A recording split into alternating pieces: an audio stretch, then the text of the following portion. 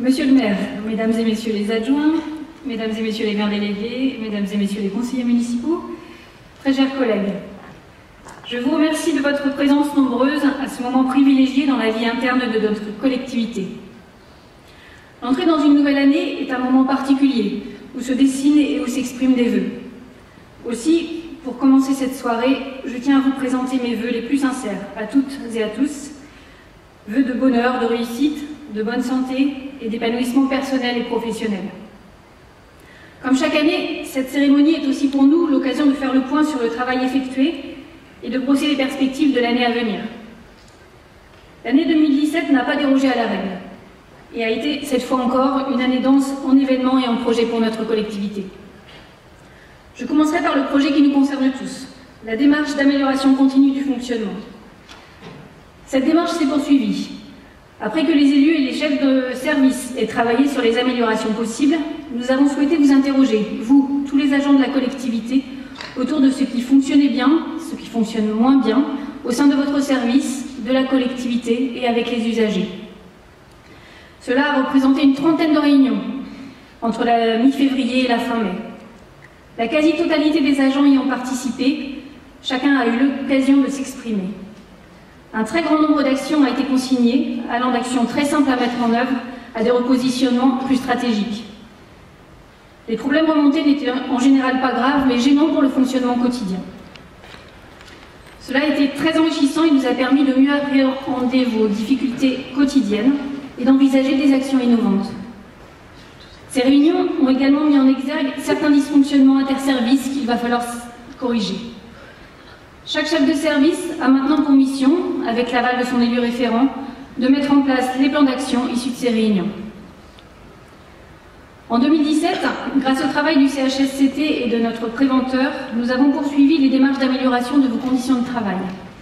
On peut noter l'acquisition de tabourets bas à roulettes pour le service scolaire et restauration, des sièges plus adaptés, des bouchons moulés pour limiter les risques auditifs, des chariots bas pour déposer les thermoports de la cantine, des sensibilisations contre les maladies, pour les vaccinations, des pistolets à impulsion électrique, l'acquisition de nouveaux matériels de désherbage alternatif, de nouveaux camions et la disparition du célèbre pompon. 2018 verra le lancement de la démarche de lutte contre les addictions. Tous les agents seront invités à s'y présenter. J'en profite pour évoquer les changements relatifs à votre statut qui s'opéreront cette année. En premier lieu, le retour à la journée de carence en cas d'arrêt maladie. La mise en place du RIFSEP pour les techniciens et les ingénieurs. La mise en pratique du compte personnel de formation en remplacement du DIF. La mise en place de la loi déontologie. Certains de ces sujets ont été abordés avec le comité technique que je remercie pour notre collaboration fructueuse. En 2017, afin d'améliorer la communication au sein de notre collectivité, nous avons poursuivi la rédaction du journal Tam Tam. Le comité de rédaction est composé d'agents volontaires issus de différents services. N'hésitez pas à leur faire remonter vos observations. Pour continuer à être compétent et performant, la formation tout au long de la carrière reste indispensable. Grâce au plan de formation mutualisé à l'échelle du territoire de l'agglomération, 74 d'entre vous ont pu bénéficier de ces actions de formation. Cela représente 213 jours. Certains d'entre vous ne sont pas partis en formation depuis longtemps. C'est pour moi l'occasion de vous rappeler que chaque agent doit se former au minimum 2 jours sur une période de 5 ans. Je vous invite donc à vous inscrire pour vous permettre de progresser, d'évoluer et de suivre les évolutions juridiques et techniques relatives à votre domaine d'activité. La ville compte toujours dans ses 280 agents des jeunes en contrat d'avenir et continue à former 4 apprentis. Les services civiques ont également participé à l'élaboration de nos actions cette année. 12 agents, jusque-là employés par des contrats à centre de gestion, ont été titularisés. Nous continuons et nous continuerons à vous accompagner pour faire évoluer vos carrières et je féliciterai à cette occasion David Billot, Baptiste Talon, Xavier Antini, Victorien Rousseau, Lise Beauvois et Nelly Dacorté-Pereira pour leur réussite au concours ou examen professionnel. En 2017, vous avez également pu constater plusieurs mouvements de personnel en interne, suite à des appels à candidature, à des volontés de changement ou à des reclassements. Nathalie Renaud au CTM, Virginie Klein au service des sports, Luc Tribondo au service bâtiment, Manu Pérez à la propreté mécanisée, Émilie Noireau aux ressources humaines, Karen Ayoul à la mairie de Bois-Chaussée, Catherine Chauvet et Nadine Prost à l'accueil de la mairie. Plus ponctuellement, pour des remplacements de courte durée, nous avons fait appel à des agents issus d'autres services, comme Nadia Chesson ou Stéphanie Rangeard pour le CCAS, Florian Fradin au service informatique ou Béatrice Bachelier au service scolaire. Ces remplacements dans un service complètement différent du service d'origine, quelques heures par semaine, ne sont jamais imposés mais proposés. Ils permettent aux agents concernés d'acquérir de nouvelles compétences et pourquoi pas à terme d'évoluer vers d'autres missions en fonction des besoins de notre collectivité. 2017 a été une année où la compétence des agents municipaux a été mise en avant. Vous avez fait l'objet de plus de 25 articles de presse sur des sujets divers et variés. Le recensement de la population, les objets trouvés, les manifestations associatives, culturelles, sportives, l'éco-pâturage et beaucoup d'autres encore. Plus particulièrement, dans le cadre de l'année de la couleur, les agents du service espace vert de la voirie et du CTM ont pu donner libre cours à leur créativité dans les parterres du château ou avec les passages piétons colorisés. Un film a également été réalisé par la MNT, mettant en avant le rôle des agents de Bressuire lors des Highland Games. Et je remercie Laurent Giré de s'être prêté au jeu. En 2017, nous avons également renforcé le travail avec la communauté d'agglomération et les communes de l'agglomération. Nous avons signé une convention d'entente pour la mutualisation du matériel. L'équivalent d'un temps plein du service informatique a été mutualisé avec l'agglomération et des réunions entre les deux services ont lieu chaque semaine. Les infrastructures de sécurité des données ont été réalisées par les deux structures. Un tel niveau d'équipement n'aurait pas pu être envisagé par la ville de Bressuire uniquement. La ville est également associée aux réflexions sur le plan local d'urbanisme intercommunal.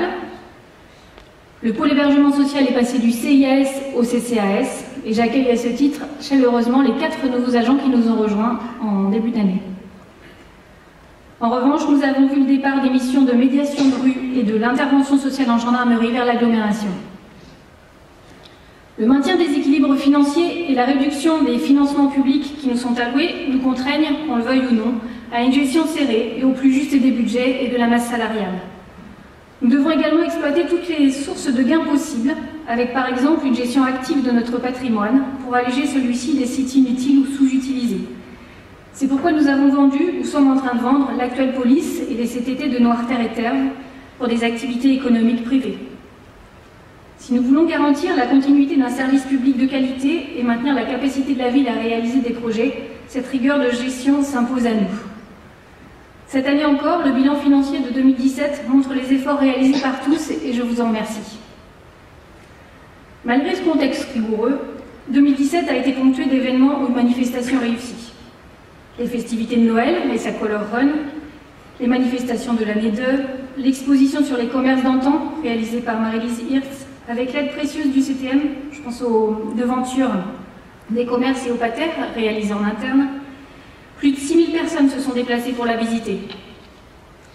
La 3e édition réussie du Forum des associations, qui a accueilli 3000 visiteurs, le Raid des Aigles, la 2e édition du Festival Lettres et Images du Sport, les mosaïques sur l'espace intermédiaire des cloîtres, grâce aux écoles et aux associations, le Golf Open Tour, et je mettrai dans cette liste les 4 tours d'élection. C'est un petit peu moins festif, mais pour ces dimanches, c'est plus de 150 personnes qui sont mobilisées pour tenir les bureaux de vote. C'est un moment extrêmement stressant, mais la préparation en amont et le sérieux des agents allègent un peu cette pression. 2017, c'est aussi des projets finalisés, avec entre autres le projet des cloîtres, le nouveau terrain de sport du stade Métayer, la mise en service de la nouvelle MDA, les nouvelles procédures d'inscription scolaire, l'édition du DICRIM, l'augmentation des circuits courts en restauration, l'installation des panneaux photovoltaïques sur 17 bâtiments municipaux et leur mise en exploitation, l'arrivée des PAX et des cartes d'identité biométrique en mairie, la mise en place de la réforme du stationnement payant, le lancement du concours de la future école, les mises en accessibilité de bâtiments ou d'espaces publics, la circulation autour de la place Barillet. Ce ne sont que quelques-uns des projets sur lesquels vous avez travaillé en 2018. La liste est très longue. Je voudrais plus particulièrement revenir sur 2 dossiers. La gestion en régie du golf par les 2 structures dirigées administrativement par 2 directeurs, Joël Fradin pour le SPA en charge de l'école de golf et Mathieu Leguet pour le SPIC en charge de l'exploitation du golf 18 trous. Bravo à tous les agents qui contribuent au bon fonctionnement de ces régies. Il a fallu mettre en place des conseils d'administration, gérer du personnel de droit privé, mettre en place des terminaux de paiement, appréhender des contraintes écologiques et techniques des parcours, la gestion des greens, la gestion de l'eau, travailler sur la commercialisation. Bref, tout un monde que nous ne maîtrisions pas. C'est l'avantage d'une collectivité, sans changer de poste, on continue d'apprendre. Le deuxième dossier, c'est la réflexion sur les rythmes scolaires. L'État a fait le choix d'autoriser les communes qui le souhaitent, et en accord avec l'inspection d'éducation nationale, à revenir de la semaine de 4 jours et demi à la semaine de 4 jours. Le service scolaire a fait le bilan du fonctionnement actuel, des avantages et des inconvénients des temps d'accueil périéducatifs. Les élus ont organisé des rencontres avec les directeurs d'école, sollicité les parents d'élèves. Au conseil municipal de décembre dernier, au vu de ces différents éléments, il a été décidé de rester sur une semaine de 4 jours et demi. Plusieurs communes de l'agglomération ont fait un choix différent, et c'est donc l'inspecteur d'académie qui décidera en dernier ressort à la fin janvier. Nous vous tiendrons informés rapidement de son choix, qui pourrait avoir des conséquences sur les horaires du scolaire, du périscolaire et sur les emplois du temps pour la prochaine rentrée. 2018 sera l'année de nouveaux projets, avec entre autres l'année 2 autour des 4 éléments, le déplacement de la police municipale dans les anciens locaux de la conciergerie, la mise en place de la dématérialisation des actes vers la préfecture, la poursuite du travail sur la réhabilitation du marché couvert, le déploiement de la vidéoprotection, l'extension de la salle des fêtes de Terve, les réflexions sur l'ancien collège et l'hôpital, la préparation des repas de la cantine de Noirterre à la cuisine centrale, l'analyse des besoins sociaux du CCAS, les aménagements du boulevard de Thouars, la journée citoyenne et la poursuite du très complexe projet de la gare en lien avec la communauté d'agglomération. Je ne vais pas vous mentir, la tâche va être cette année encore très conséquente, mais également passionnante et motivante. Je suis certaine que vous apporterez chacun, dans votre domaine, votre savoir-faire et votre enthousiasme, dans la mise en œuvre des projets portés par Monsieur le maire et son équipe, pour que notre commune continue de se développer. Je tiens à vous remercier sincèrement, Monsieur le maire et tous les élus municipaux, pour votre implication quotidienne, votre écoute, votre imagination, et surtout pour la confiance et le soutien que vous nous accordez. Nous sommes fiers de contribuer à votre action. Après les discours, nous procéderons à la remise des médailles et saluerons les agents qui ont fait valoir leur droit à la retraite. Je leur adresse dès à présent mes félicitations pour leur carrière et leur dévouement. La continuité et la longévité de votre parcours attestent de votre attachement à notre commune et à notre territoire. Avant de conclure mes propos, je voudrais adresser des remerciements sincères pour tous ceux qui acceptent d'assurer des remplacements, qui accueillent des stagiaires, des apprentis. Merci aussi aux services fonctionnels et à l'équipe de direction, sans qui rien ne serait possible. Merci également à tous ceux qui acceptent d'assurer les astreintes, à ceux qui adaptent leur présence et leur disponibilité en fonction des événements. Je sais pouvoir compter sur vous. Je félicite aussi Gaëtan Dribaud, le président du COS, et son équipe dynamique et pleine de nouvelles idées pour des actions d'animation et de convivialité proposées aux agents de la collectivité. Cet engagement bénévole est précieux pour continuer à nous fédérer en dehors du temps de travail. J'en profite pour vous dire que nous renouvellerons la formule 2017 du pot d'été en associant à la préparation des animations toutes les personnes qui le souhaiteront. Je ne dirais pas que tout est parfait. Ce n'est pas toujours facile, je le sais. L'énervement, voire l'agressivité de certains usagers, c'est ce que vous avez à supporter parfois, vous êtes en première ligne. Parallèlement, on fait nous aussi parfois des erreurs, les usagers font des réclamations.